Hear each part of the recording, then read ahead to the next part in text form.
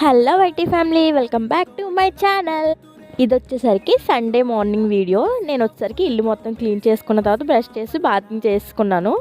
Bath చేసిన తర్వాత మా హస్బెండ్కి వచ్చేసరికి ఆఫ్ బాయిల్ చేసి టిఫిన్ కూడా ప్రిపేర్ చేశాను. వాళ్ళు పడుకొని ఉన్నారు, వాళ్ళు లెగలేదు, మా పాప మా హస్బెండ్.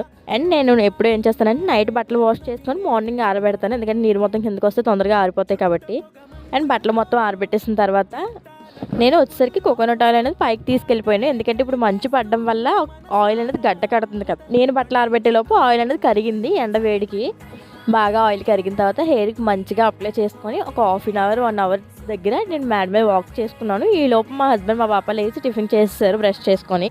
కిందకి వచ్చిన తర్వాత నేను కూడా టిఫిన్ చేసి అప్పుడు ఏదైతే టిఫిన్ చేసినవి ఆఫ్ బాయిల్ వేసినవి మొత్తం అన్నీ క్లీన్ చేసుకున్నాను.